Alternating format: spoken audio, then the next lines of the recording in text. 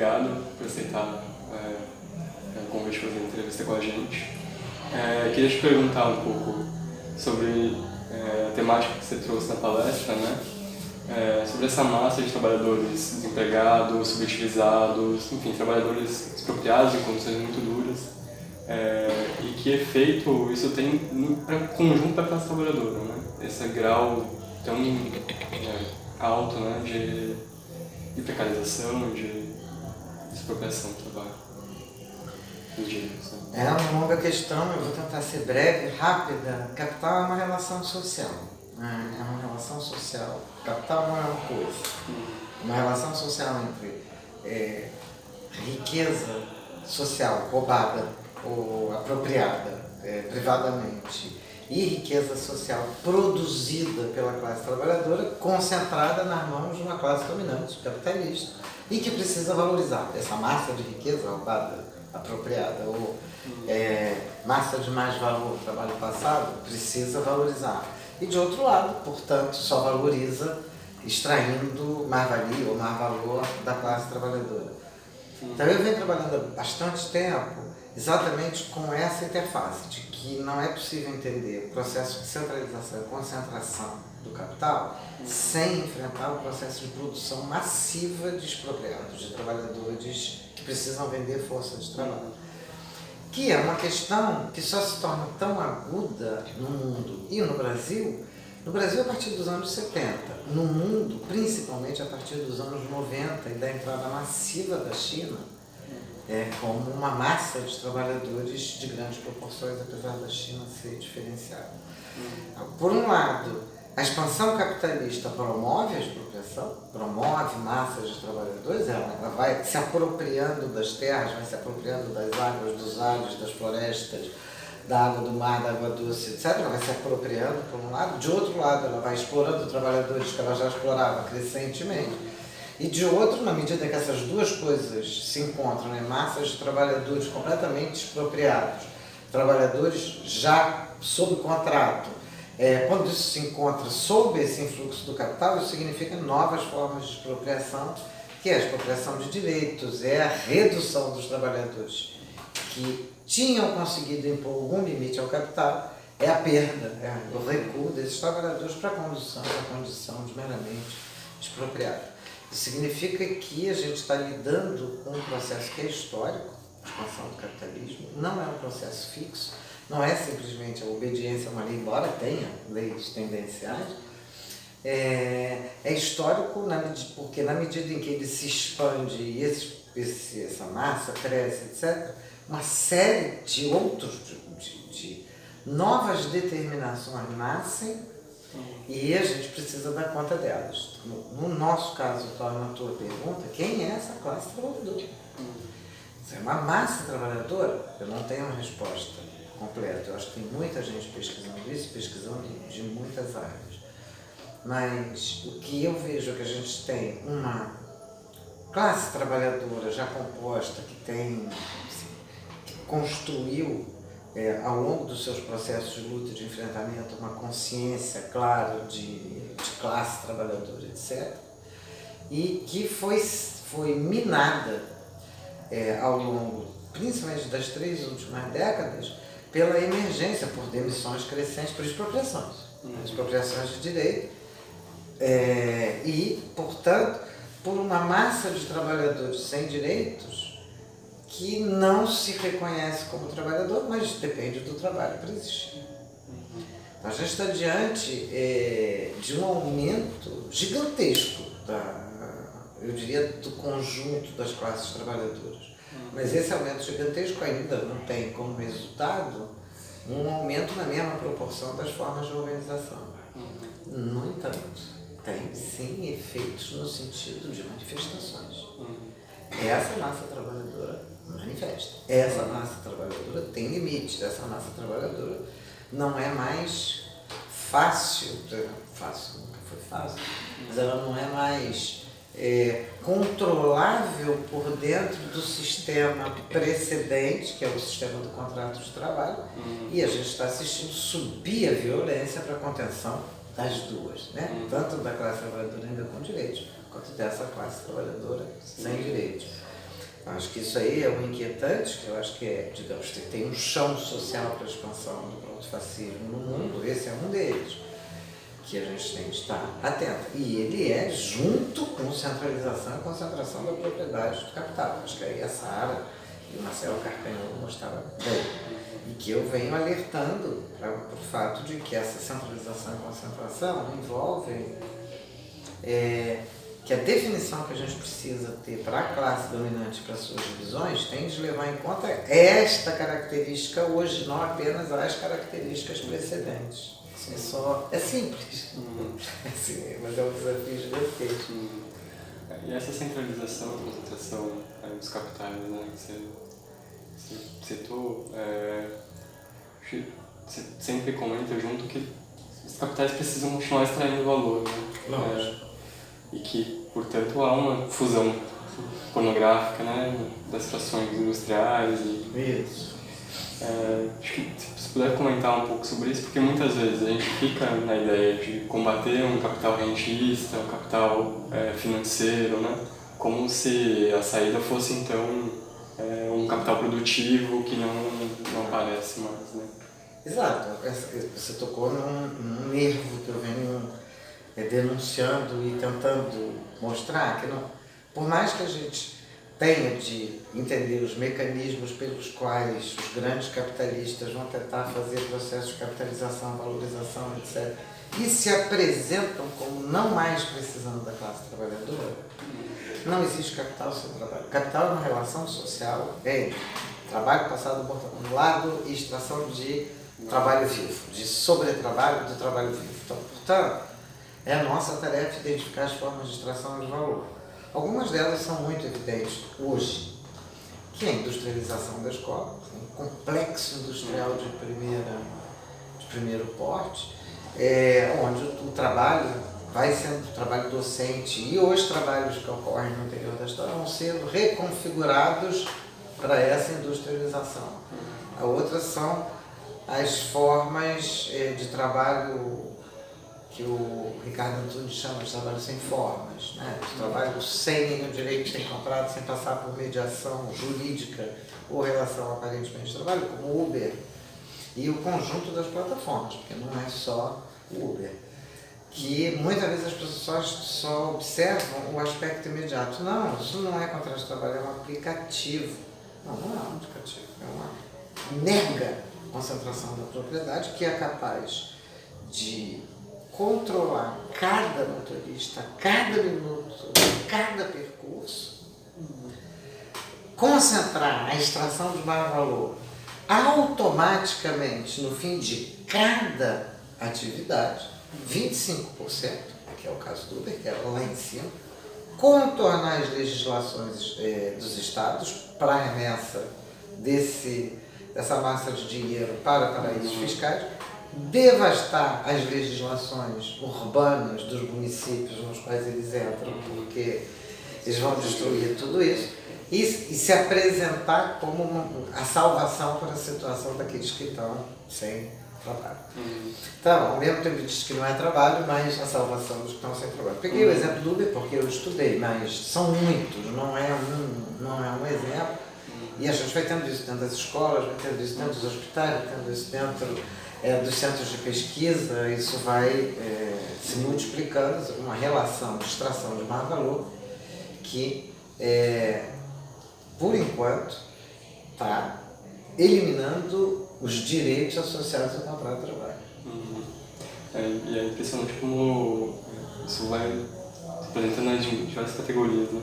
Diversos professores temporários que a gente conhece em Florianópolis que no período que estão sem trabalho estão no Uber.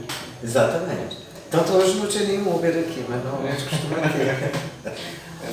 E, bom, você comentou na palestra sobre, tem a ver com isso, né? Com essa massa de trabalhadores sem direitos, ou sem trabalho, ou com trabalho, mas sem direitos.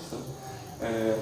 Muitas vezes a gente luta para manter nossos direitos, mas esquece que há um conjunto enorme de, com grandes variações na classe trabalhadora e trabalhadores sem direitos. Isso é um equívoco, né, para nós. Isso foi uma política feita expressamente para dividir os trabalhadores. peraí, vamos dividir. Tem um processo de fundo, eu sempre trabalho assim, só se tem uma lâmina de fundo, alguma espécie de base fundamental, que é a expansão da massa trabalhadora, concentração do capital. A partir da disponibilidade dessa massa de trabalhadores, o capital pode enfrentar os outros trabalhadores. Então ele tem essa massa disponível.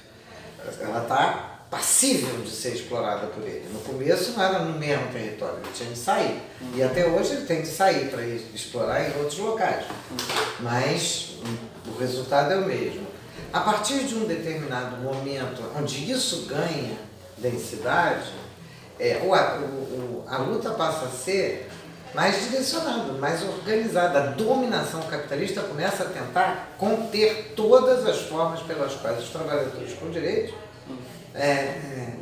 se entrincheiravam para a luta. Então, vou pegar alguns exemplos, que é super conhecido, que é o corte da solidariedade, a ruptura da solidariedade intergeracional. Que é você contratar trabalhadores com menos direitos, mas mantendo os direitos dos precedentes. É uma falácia, porque os precedentes não terão os direitos. Em algum momento isso vai se reduzir. Mas aí a gente vê que isso já vai se configurando como políticas específicas para seccionar os setores. Como a gente está vendo agora, uma política específica para bloquear ainda a capacidade. São 44 milhões de trabalhadores com carteira no Brasil. Se não é a maioria, é uma massa impressionante. Então, se trata de impedir que eles tenham sindicatos. As reformas, primeiro se foi cooptando o sindicato, alterando por dentro, depois uma legislação antissindical aberta, e agora há o estrangulamento dos sindicatos pela impossibilidade dos trabalhadores pagarem os seus sindicatos. Então, isso é muito grave. A gente está vendo, isso chama luta de classes. Não só de se aproveitar da condição da extração de mais valor de massa sem direitos, mas como se aproveitar disso para impedir que os já organizados mantenham suas formas organizativas e que os novos possam constituir formas organizativas. Então, o sindicato é uma coisa fundamental. O sindicato é a construção prévia. Talvez a gente precise de sindicatos, além dos que a gente já tem, de sindicatos com novos desenhos. Mas isso não significa estar atacando os sindicatos. Inclusive, ataque é uma possibilidade de a gente formar laço entre as categorias, entre diferentes grupos da classe trabalhadora. O que você tinha falado antes, acho que tinha, talvez eu tenha levado a resposta para outra direção, tem a ver com o fato de que se a gente quer mudar alguma coisa, a gente tem de levar em consideração de que esses dois grupos são parte integrante das classes trabalhadoras, ainda que com desenhos diferenciados. E que a gente não pode limitar a nossa reivindicação de direitos à defesa dos nossos direitos, e sim a defesa de direitos universais para todos. Isso é uma condição inescapável. Que é a mesma coisa da resistência. Qual é a resistência? Onde é que está? A gente para na resistência? Não pode. A gente tem de exigir para além do que o capital quer e pode dar. Queria concluir com essa questão da resistência. Você falou, né, do limite que é para nós a estratégia da simplesmente resistir para manter o que a gente tem, né? Que a gente precisa avançar. Nossa avaliação por onde que a gente pode avançar? Olha, tem muitas. Eu acho que hoje é um enfrentamento ainda mais complexo. Eu nem cheguei nisso na palestra. A gente está diante de possibilidades de um protofascismo no Brasil, onde a gente anda em cima de uma faca afiadíssima, em cima de um gume de faca muito afiado. Então, eu vou dividir em duas partes. A primeira é: não há resistência ao capitalismo se não houver enfrentamento ao capitalismo. Se não é possível garantir uma linha de resistência se não tiver enfrentamento. As linhas de resistência tendem a ser devoradas pela própria dinâmica do capital. Então, portanto, enfrentar o capitalismo é uma condição necessária para qualquer coisa, para conquistar direito, garantir direito, resistir. É isso. E eu acho que a gente tem uma posição de estudo, de leitura, de pesquisa que é obrigatória para mostrar as formas de dominação capitalistas. No caso brasileiro, e não só no caso brasileiro, a gente está assistindo um momento, a gente está com um governo cuja campanha era de teor proto-fascista e nos primeiros meses teve atividades de teor proto-fascista, o que não significa um regime fascista, não é? Não vivemos um regime fascista. Nessas condições, para impedir o proto-fascismo, a gente vai ter, eu acho que todos, diferentemente de cor partidária, cor de pele, sexo, gênero, ou preferência, qualquer que seja, sexual, tem de enfrentar porque isso é a redução à barbárie mais drástica.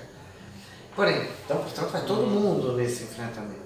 Mas todo mundo nesse enfrentamento não é igual, porque essa sociedade é de classe. Então a gente tem de saber, tem de informar quando a gente vai para a luta contra o fascismo, que a gente vai junto, mas vai junto sabendo com quem a gente está indo, porque o risco é de que nos devorem numa luta que é urgentíssima para nós, que é importante eventualmente para alguns desses grupos, mas que para nós é fundamental, que é o enfrentamento do fascismo. Por isso que muitas vezes essa nuance da resistência e do enfrentamento parece a suposição de um doido que quer sair atacando e um mais sensato que diz, não, vamos ter cuidado aqui.